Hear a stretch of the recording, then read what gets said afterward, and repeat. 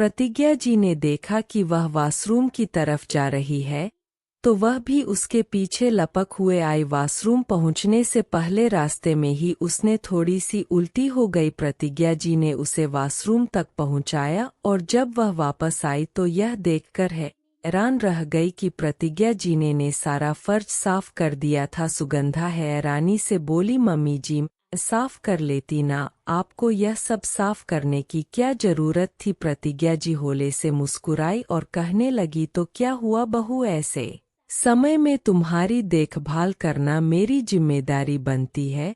अगर फर्श गंदा हो गया तो यह हुआ, मैंने साफ कर दिया ना, तो इसमें क्या हो गया। सुगंधा की आंखें नम हो गई और वह सोचने लगी कि मेरे सास कितनी अच्छी है, जो बहू की गंदगी साफ करने में भी संकुचाती नहीं है।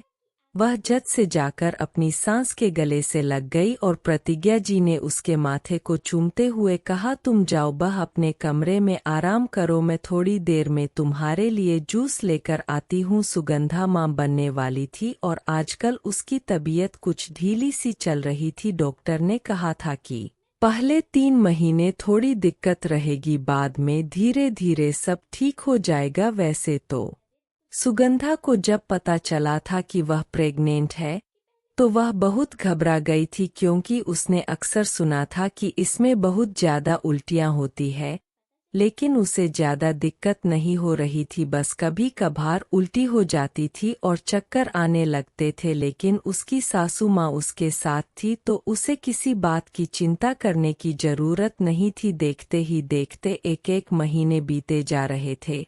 एक दिन प्रतिज्ञा जी को अपनी बेटी आकांक्षा की याद आ रही थी तो उन्होंने उसे फोन लगा दिया। आकांक्षा भी इसी शहर में रहती थी, लेकिन वह जॉब भी करती थी और उसे छुट्टी नहीं मिल पाती थी, तो वह ज्यादातर फोन पर ही बातचीत कर लिया करती थी, मिलने नहीं आती थी। जब प्रतिज्ञा जी ने बेटी को फोन लगाया और उसने फोन रिसीव किया तो पीछे से संगीत की आवाज आ रही थी। प्रतिज्ञा जी ने पूछा, कहाँ हो तुम बेटा। वह कहने लगी, माँ मेरी सहेली अंजू की गोद भराई की रस्म चल रही है, उसी में मैं आई हुई हूँ। प्रतिज्ञा जी कहने लगी, देख बेटा, एक एक करके तेरी सारी सहेलियां खुशखबरी सुनाती जा रही है, बस तू ही पीछे रह गई बेटा। वैसे मैं कहना तो नहीं चाहती थी, लेकिन तुम्हारी शादी को 7 साल हो गए हैं।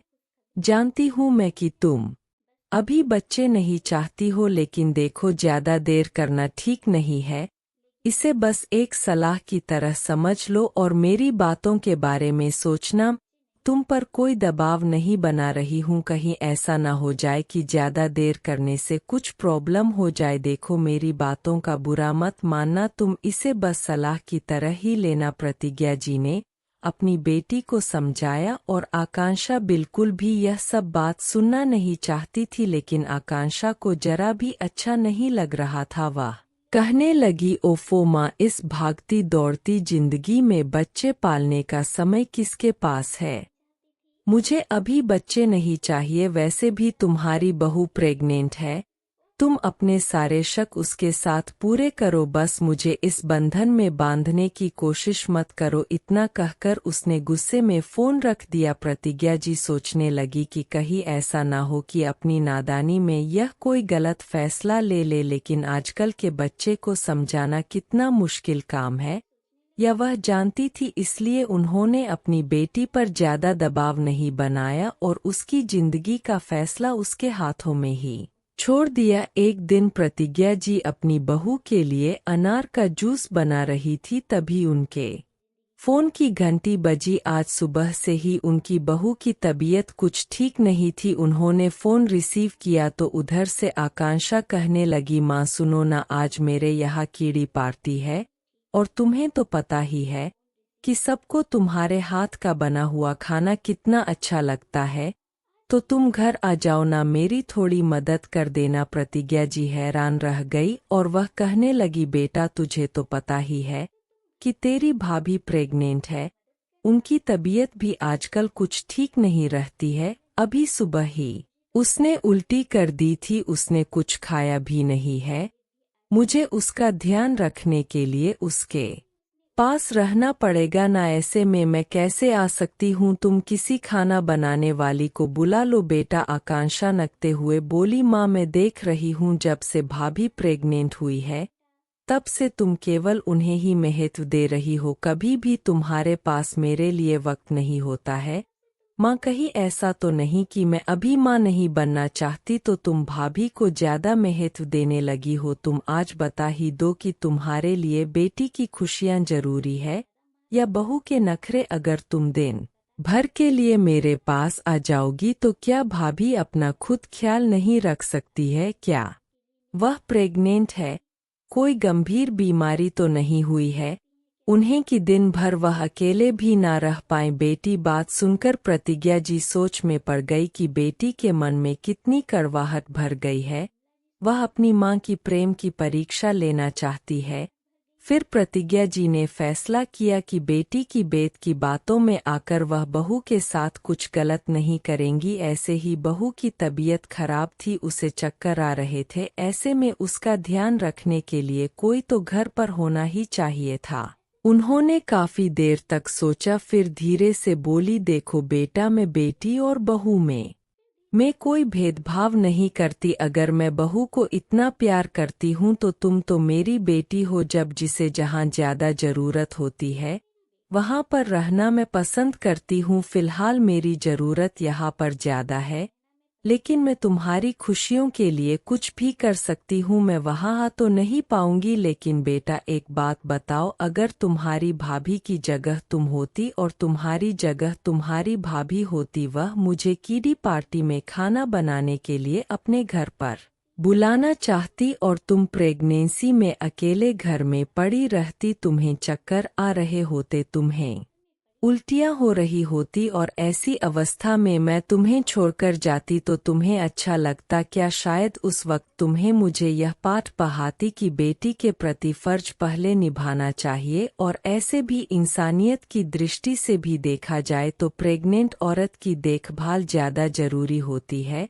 या कीडी पार्टी खाना बनाना, या तुम मुझे सोच कर बताना, और अब तुम ही मेरे लिए फैसला लो कि मुझे क्या करना चाहिए। माँ की बात सुनकर आकांक्षा 2 पल के लिए खामोश हो गई। वह गहराई से माँ की बातों के बारे में सोचने लगी। फिर उसने धीरे से कहा, माँ, वैसे तो तुम मेरी माँ हो तो हमेशा मैं यही सोचती हूँ कि तुम पर मेरा अधिकार पहले है, लेकिन इंसानियत की नज़र से देखा जाए तो मैं भी किसी ऐसे प्रेग्नेंट औरत को छोड़कर किसी और के घर खाना बनाने नहीं जा सकती, चाहे वह कितनी भी करीबी रिश्ता क्यों ना हो, क्योंकि सबसे पहले प्रेग्नेंट औरत ही मेरी जिम्मेदारी होगी। और तुम बिल्कुल सही कह रही हो, मुझे भी ऐसा महसूस हो रहा है कि मैं भाभी से थोड़ा चिढ़ने लगी थी। अब माना बनने का फैसला तो मेरा अपना है, लेकिन जब से भाभी ने अपने प्रेग्नेंट होने की खबर सुनाई और तुम दिन रात उनकी देखभाल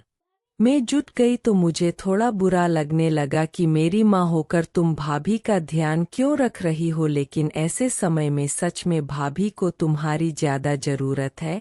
मुझे माफ कर दो माँ, मैंने तुम्हारे प्यार की परीक्षा लेने की कोशिश की और भाभी और मेरे प्यार के बीच में तुलना की। कहते कहते उसका गला रुंधी। पीछे से सुगंधा बोल उठी, मम्मी जी, अगर दीदी आपको बुला रही है तो आप चली जाइए ना, मैं घर पर आराम से रह लूंगी, दिन भर की ही तो बात है, नहीं तो आप कहिए तो मैं भी आपके साथ पार्टी में चलती हूँ तो मेरा भी थोड़ा मन बहल जाएगा। और वैसे भी उल्टी वगैरह तो प्रेगनेंसी में होती रहती है, इसका मतलब यह तो नहीं कि मैं घर में बंद होकर रह जाऊं और आप वहां पर ना मेरे लिए थोड़ी चाट बना देना, आज कुछ चटपटा सा खाने का मन कर रहा है।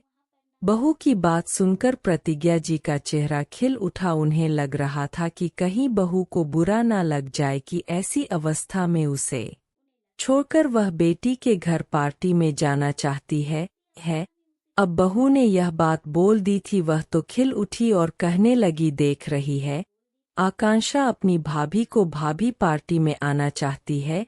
आकांक्षा खुश हो गई और कहने लगी, हाँ माँ, तो भाभी को भी ले आओ ना, अगर उनकी तबीयत ज्यादा खराब नहीं है तो उन्हें भी यहाँ ले आओ, वह मेरे कमरे में आराम कर लेंगी और सबसे मिलना जुलना भी हो जाएगा। बमला जी ने सुगंधा की ओर देखा तो सुगंधा ने सहमति से सिर हिला दिया। वह भी इतने दिनों घर में बैठी हुई बोर हो रही थी, उसे भी थोड़ा घूमने का मन कर रहा था और अब उसने पहले से बेहतर महसूस हो रहा था। फिर प्रतिज्ञा जी सुगंधा को साथ लेकर अपनी बेटी के घर पहुंच गई। वहां पर उन्होंने बेटी के साथ मिलकर पार्टी की तैयारी की। सुगंधा ने भी सबके साथ बातचीत की, उसे भी इतने दिनों के बाद सबसे मिलकर अच्छा लग रहा था। उसके बाद जब उसे थोड़ी थकान होने लगी तो वह अपनी ननद के रूम में जाकर थोड़ी देर के लिए सो भी गई थी। शाम को वह पार्टी से वापस आ गई। अब आकांक्षा को भी अपनी मां से कोई शिकायत नहीं थी कि वह बहू को ज्यादा महत्व देती है।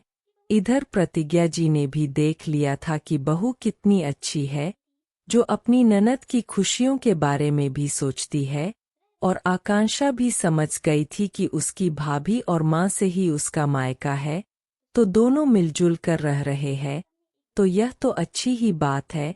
दोस्तों, यदि कोई इंसान भी अपनी जिद पर अड़ गया होता है तो शायद बात बिगड़ जाती, लेकिन यहाँ पर सबने एक दूसरे के बारे में सोचा तो अंत में रिश्तों में मिठास ही घुली। इसलिए कभी भी कोई भी परिस्थिति हो तो दूसरों की मजबूरियों को समझना चाहिए और उसके अनुसार ही कार्य करना चाहिए। तो दोस्तों, आपको कहानी पसंद आई हो तो लाइक कीजिए, कमेंट कीजिए और ज़्यादा से ज़्यादा लोगों को शेयर कीजिए और देखते रहिए खुशबू मोटिवेशनल स्टोरी। धन्यवाद दोस्तों में।